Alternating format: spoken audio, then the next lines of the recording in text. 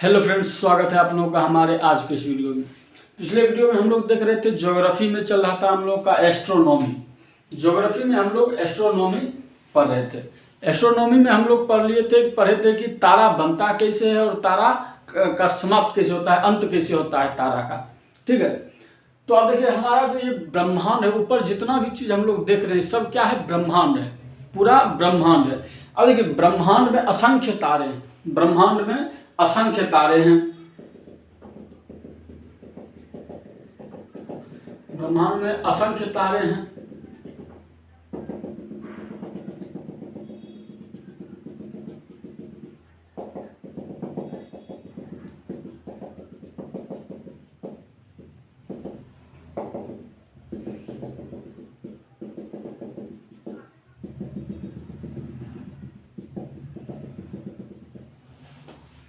ब्रह्मांड में जो है असंख्य तारे हैं। अब देखिए हम लोग जो ब्रह्मांड देख रहे हैं, और ब्रह्मांड में असंख्य तारे ही नहीं, सिर्फ तारे ही नहीं, आकाश गंगाएं हैं। ये सब क्या है, आकाश गंगा है, ये सब आकाश गंगा है। अब तारा जो है, तारा किसी न किसी आकाश गंगा में तो रहेगा ही, तारा किसी न किसी आकाश गंगा में तो होगा ही।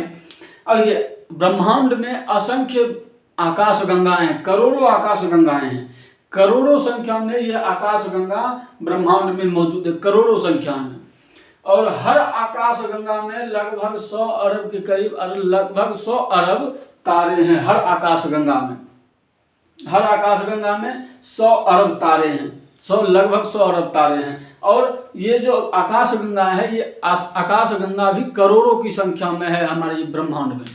करोड़ों आकाश गंगाएं हैं, और करोड़ों, हर आकाश गंगा में करोड़ों ने अरबों तारे उपस्थित हैं।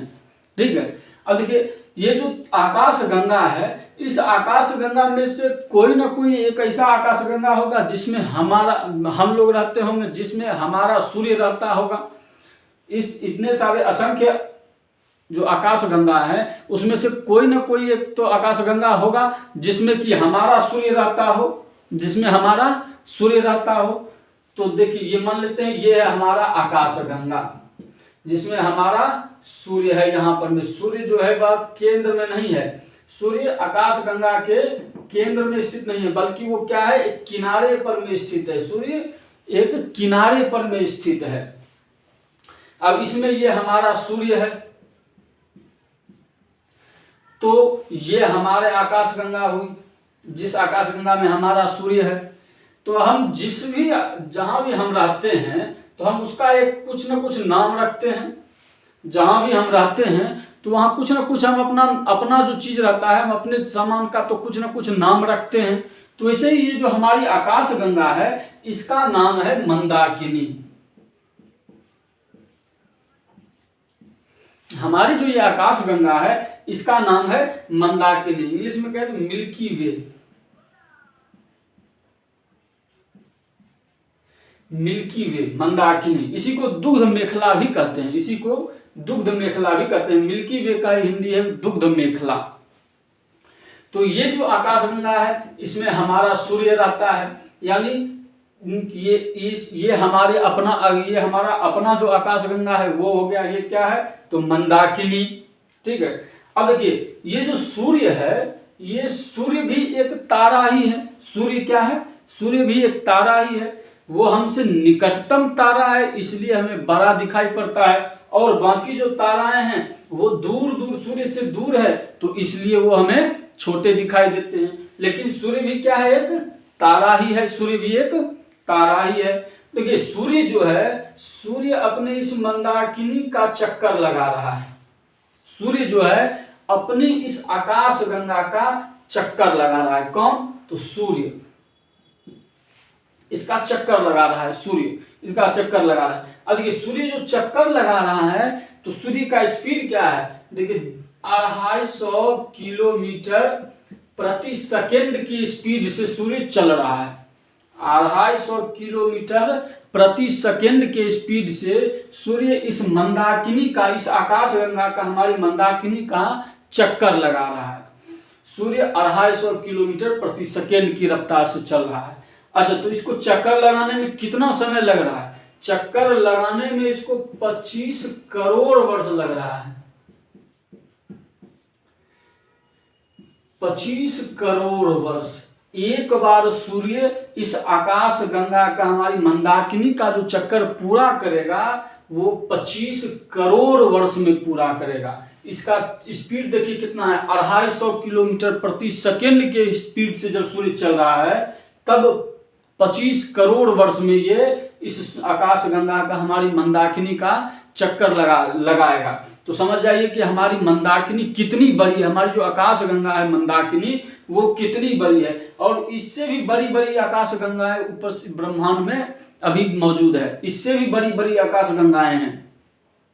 तो आकाश गंगा कोई छोटा चीज है नहीं, बहुत बड़ा, तारों का एक बहुत बड़ा जो समूह है उसी को हम लोग कहते हैं आकाश गंगा।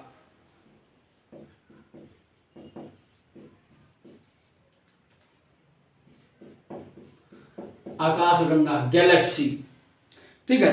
तारों के असंख्य समूह को क्या कहते हैं, आकाश गंगा।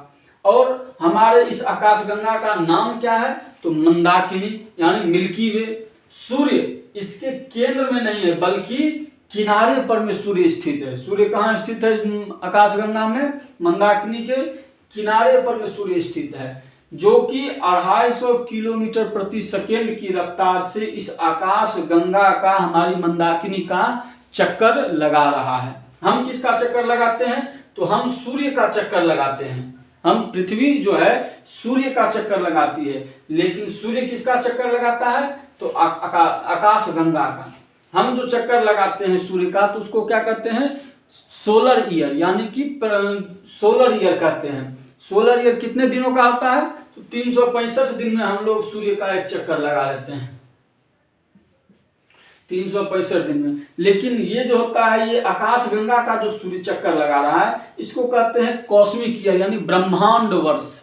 एक ब्रह्मांड वर्ष कहते हैं, जो कि कितने दिनों का, कितने वर्ष का होता है, 25 करोड़ वर्ष के बाद एक ब्रह्मांड ईयर पूरा होता है। हमारा जो है सौर ईयर यानी कि सोलर ईयर 365 दिनों का होता है, लेकिन एक कॉस्मिक ईयर कितने दिन का होता है, 25 करोड़ वर्ष का होता है, ठीक है। तो इसी मंदाकिनी में, इसी आकाश गंगा के बारे में हमको पढ़ना है। अच्छा देखिए, ये तो हो गई हमारी मंदाकिनी। अब इसका जो सबसे करीबी, इससे कहा गया है कि मंदाकिनी की सबसे करीबी जो आकाश गंगा है, उस सबसे करीब कौन है, तो सबसे करीबी जो आकाश गंगा है उसका क्या नाम है, तो उसका नाम है देवयानी। हमारी मंदाकिनी से जो सबसे करीबी आकाश गंगा है उसका क्या नाम है, देवयानी। तो हमको पढ़ना किसके बारे में है, हमको पढ़ना है अपने मंदाकिनी के बारे में। मंदाकिनी के बारे में, इसके बारे में हम लोग पढ़ेंगे आज। चलिए ठीक है, तो इस सब को हम लोग हटा देते हैं।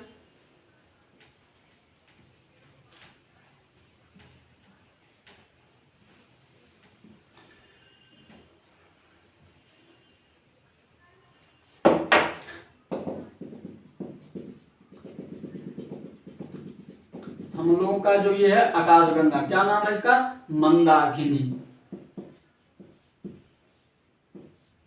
सूर्य कहाँ स्थित है, तो इसके किनारे पर में सूर्य यहाँ स्थित है, ठीक है। अब देखिए, ये जो सूर्य है, तो हम सूर्य से सबसे निकटतम एक तारा है, सूर्य के निकट भी एक तारा है। सूर्य के निकटतम जो तारा है उसका नाम है प्रोक्सिमा सेंचुरी। प्रोक्सिमा सेंचुरी, जो कि सूर्य से सबसे निकटतम तारा है।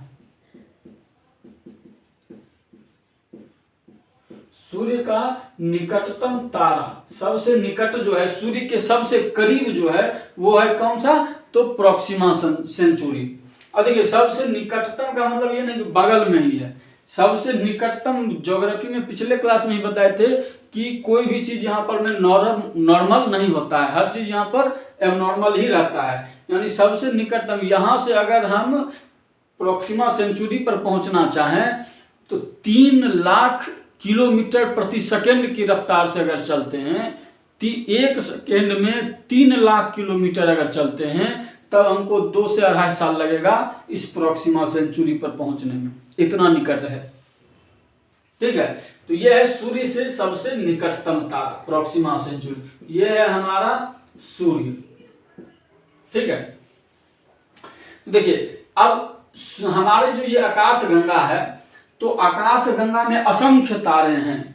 हम पूरा उतना तो नहीं देख पाएंगे, पूरा तारा को संभव ही नहीं है कि देख पाना, पूरे तारों को आंखों से देख पाना संभव ही नहीं है। तो जहां तक हमको नजर आता है सबसे दूर तारा, सूर्य से सबसे दूर जो है, सूर्य से सबसे दूर जो तारा है, इसको हम लोग कहते हैं तारामंडल।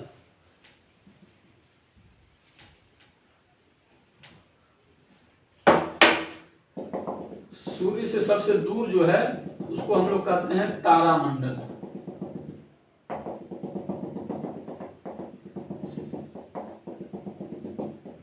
यहां हमारा सूर्य है, सूर्य का सबसे निकटतम तारा प्रोक्सिमा सेंचुरी। अब देखिए पूरा तो देख पाना संभव नहीं है, तो जहां तक हमारा नजर जा सकता है उतना तक तो देखेंगे, पूरा देख नहीं पाते, इतना तक हम लोग देख लेते हैं। सूर्य से इतना दूरी तक हम लोग लगभग तारों को देख लेते हैं। तो सूर्य से सबसे अधिकतम दूरी तक का जो तारा हम देख पाते हैं उसको कहते हैं तारामंडल। सूर्य से अधिकतम दूरी का जो तारा है, अब यहाँ इससे शुरू होता है, यहाँ के बाद का जितना भी है ये सब किसमें यहाँ तक किसमें आ जाता है, ये आता है तारामंडल में। सूर्य से सबसे दूरी तक जहां तक हम देख सकते हैं वो क्या कहलाता है, तारामंडल। इसके आगे पूरा देखेंगे तो क्या हो जाएगा, पूरी आकाश गंगा यानी कि हमारी मंदाकिनी। इसके आगे देखेंगे क्या होगा, मंदाकिनी, हमारी पूरी आकाश गंगा। सबसे दूर, सूर्य से सबसे दूर जहां तक हम लोग देख सकते हैं उसे क्या कहते हैं, तारामंडल। उसके बाद ये है, इसको कहते हैं नक्षत्र। सूर्य से निकटतम जो है इसको हम लोग कहते हैं निकटतम तारों का जो समूह है, निकटतम तारों का समूह, इसको हम लोग कहते हैं नक्षत्र। सूर्य से सबसे अधिक दूरी पर जो तारे हैं उसको क्या कहते हैं, तारामंडल समूह को। सूर्य से अधिकतम दूरी पर स्थित तारों के समूह को हम लोग कहते हैं तारामंडल। सूर्य से निकटतम तारों के समूह को हम लोग क्या कहते हैं, नक्षत्र। सूर्य से निकटतम तारों के समूह को हम लोग कहते हैं नक्षत्र। और ये जो है इसे हम लोग कहते हैं ग्रह। सूर्य सौर परिवार यानी कि सूर्य के पास, सूर्य का जो चक्कर लगा रहा हो, सूर्य का जो सबसे निकटतम जो ग्रह है, ये सूर्य का चक्कर, ये तो सूर्य का चक्कर लगाते रहता है, तो इसे कहते हैं सौर परिवार। इसे क्या कहते हैं, सौर परिवार। इसमें क्या आते हैं, ग्रह जो कि 8 हैं, नक्षत्र 27 हैं। ठीक है, तो ये है सौर परिवार। सौर परिवार में 8 ग्रह आते हैं। ठीक है, अब देखिए हमको पढ़ना है इन ग्रहों के बारे में, नक्षत्र, तारामंडल, इस सब के बारे में हमको पढ़ना है, इस हमारी आकाशगंगा के बारे में। अब देखिए इसका जो निर्माण हुआ, इसके बारे में बहुत सारे वैज्ञानिक आए, बहुत सारे वैज्ञानिक खगोलवेत्ता आए जिन्होंने अपना अलग अलग सिद्धांत दिया है, जिसमें हमको 4-5 लोगों के सिद्धांत को याद रखना है, किसने क्या कहा है इसके बारे में। ठीक है, तो इसके बारे में देखिए क्या, सबसे पहले एक आए टॉलमी। सबसे पहले एक आए टॉलमी। इन्होंने क्या कहा, इन्होंने कहा कि सूर्य जो है, अब देखिए ये जो सूर्य है, अब ये ग्रह है, ये क्या है, सौर ग्रह। इसी बीच में कहीं हमारी पृथ्वी भी होगी, इसी बीच में कहीं ना कहीं हमारी पृथ्वी भी होगी, यहाँ भी हो सकती है, इधर वो तो घूमते रहती है, तो इसी बीच में हमारी क्या होगी, पृथ्वी होगी। टॉलमी महोदय ने क्या कहा, कहा कि सूर्य पृथ्वी का चक्कर लगाता है, सूर्य पृथ्वी का चक्कर लगा रहा है। यह है पृथ्वी और ये सूर्य पृथ्वी का चक्कर लगा रहा है। किसने कहा, टॉलमी महोदय ने।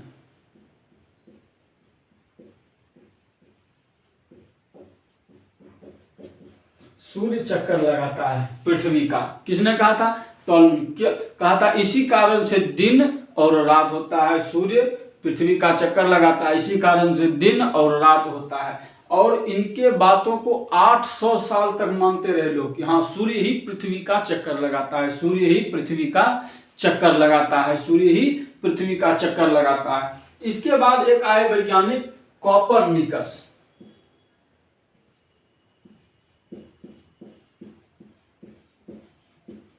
इनके बाद एक वैज्ञानिक आए कॉपरनिकस।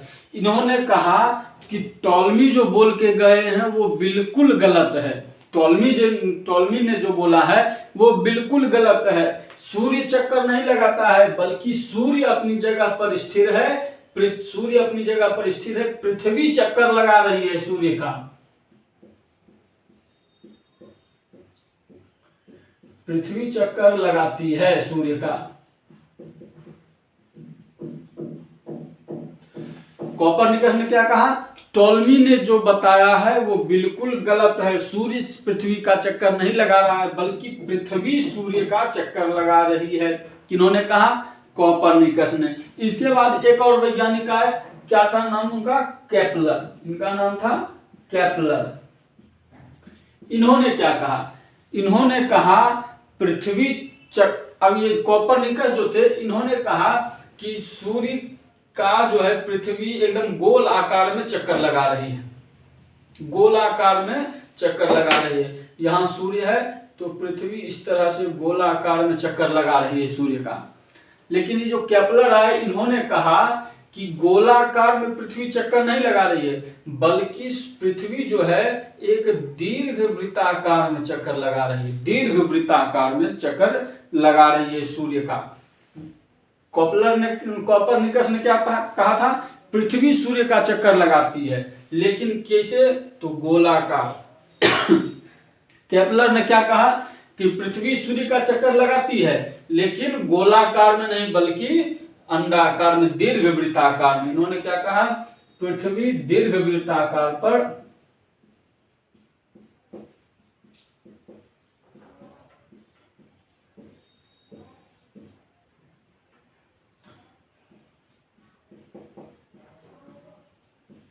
इन्होंने कहा पृथ्वी दीर्घ वृत्ताकार चक्कर लगाती है। इसके बाद एक आए गैलीलियो।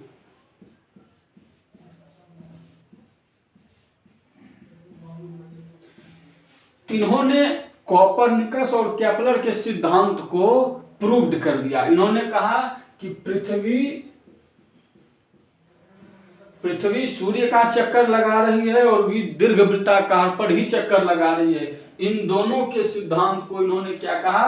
प्रूव्ड कर दिया। कहा कि इन दोनों ने सही कहा, पृथ्वी जो है दीर्घ वृत्ताकार रूप में सूर्य का चक्कर लगा रही है। उसके बाद एक आए वैज्ञानिक हब्बल। इन्होंने क्या किया कि एक अंतरिक्ष दूरबीन, एक दूरबीन बनाया और उसको अंतरिक्ष में ले जाकर अंतरिक्ष में भेज करके छोड़ दिया, अंतरिक्ष भेज करके, और वहां से सिग्नल बना करके देखने लगे। इन्होंने अंतरिक्ष दूरबीन बनाया।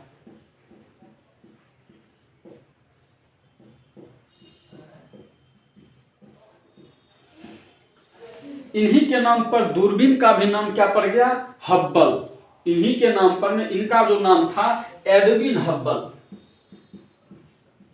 इनका नाम था एडविन हब्बल। इन्हीं के नाम पर इस दूरबीन का नाम भी पड़ गया अंतरिक्ष दूरबीन, कि इन्होंने अंतरिक्ष में दूरबीन भेज करके वहां से सिग्नल मंगा करके वहां से नीचे पृथ्वी पर से ही अंतरिक्ष के सारे गतिविधियों को देखने लगे।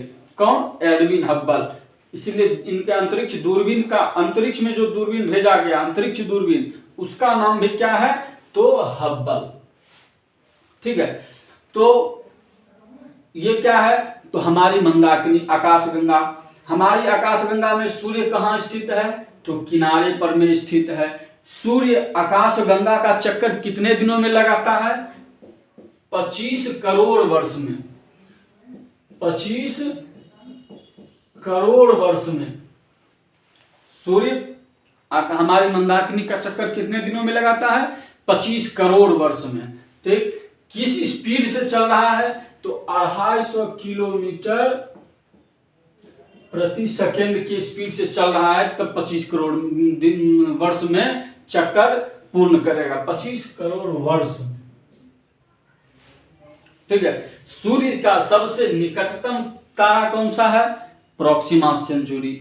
हमारी मंदाकिनी का हमसे निकटतम आकाशगंगा कौन है? हमसे सबसे निकटतम आकाशगंगा कौन सी है? तो हमसे सबसे निकटतम आकाशगंगा क्या नाम है? देवयानी। हमसे सबसे निकटतम आकाशगंगा जो है उसका क्या नाम है? देवयानी। अब देखिए, आकाश में, इस ब्रह्मांड में असंख्य आकाशगंगाएं हैं, करोड़ों आकाशगंगाएं हैं। अब वहां पर में क्या किया गया है?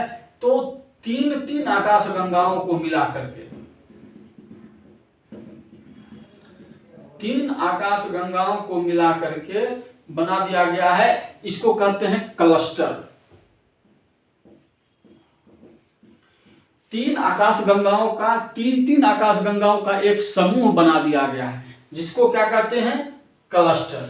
3 आकाशगंगाओं का एक समूह, जिसको हम लोग क्या कहते हैं? क्लस्टर। और यही बहुत सारे क्लस्टर मिल करके सुपर क्लस्टर बनते हैं। ऐसे 3 के ग्रुप वाले अनेक, बहुत सारे जो क्लस्टर हैं, बहुत सारे क्लस्टर मिल करके एक सुपर क्लस्टर,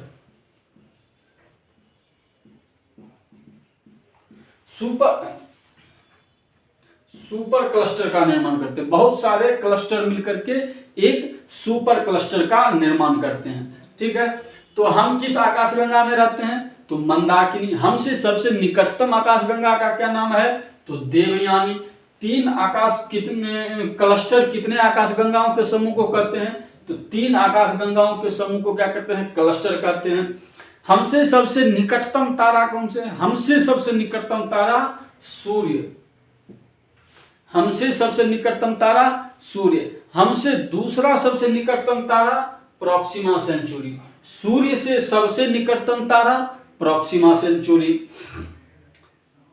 सूर्य से सबसे अधिक दूरी पर, सूर्य से अधिक दूरी पर दिखने वाले तारों के समूह को क्या कहते हैं? तारामंडल। सूर्य से सबसे अधिक दूरी पर दिखने वाले तारा समूह को क्या कहते हैं? तारामंडल। सूर्य से निकटतम दिखने वाले तारों के समूह को क्या कहते हैं? तो नक्षत्र। सूर्य से सबसे निकटतम तारों के समूह को क्या कहते हैं? नक्षत्र। सूर्य के आसपास घूमने वाले जो ग्रह हैं, उनको परिवार, इनके परिवार को क्या कहते हैं? तो ग्रह, जो कि 8 हैं। अब देखिए, इसी पर में बहुत सारे वैज्ञानिकों ने जो थॉट दिया है, उन्होंने जो सिद्धांत दिया, उसको एक बार फिर से देख लेते हैं। टॉलमी ने क्या कहा था? इन्होंने कहा था सूर्य पृथ्वी का चक्कर लगाता है। उसके बाद आए कोपरनिकस, इन्होंने कहा, टॉलमी के सिद्धांत को गलत साबित किया और कहा पृथ्वी चक्कर लगाती है, किसका? सूर्य का। फिर केपलर आए, इन्होंने क्या कहा? कहा कि दीर्घवृत्ताकार पर चक्कर लगाती है, पृथ्वी सूर्य का चक्कर लगा रही है लेकिन दीर्घवृत्ताकार पर में। उसके बाद आए गैलीलियो, इन्होंने क्या किया? कोपरनिकस और केपलर दोनों के सिद्धांत को प्रूव्ड कर दिया। उसके बाद आए एडविन हब्बल, इन्होंने अंतरिक्ष में दूरबीन भेजा और वहां से सैटेलाइट मंगा करके, वहां से सिग्नल मंगा करके अंतरिक्ष की गतिविधियों को देखने लगे। तो आज इसके लिए इसको इतना ही रहने देते हैं। थोड़ा थोड़ा करके समझेंगे तो बेहतर रहेगा, हम लोग के याद भी रहेगा। थोड़ा थोड़ा करके पढ़ेंगे तो हम प्रयास करते हैं कि आपको जो भी बताएं वो आपको याद हो जाए। तो थोड़ा थोड़ा करके पढ़ेंगे तो हमको याद भी रहेगा और लंबा समय तक हमारे माइंड में रहेगा। इसलिए थोड़ा थोड़ा करके हम लोग पढ़ेंगे। उम्मीद करते हैं ये वीडियो आप लोगों को पसंद आया होगा। पसंद आया है तो लाइक करें, शेयर करें, सब्सक्राइब करें। धन्यवाद।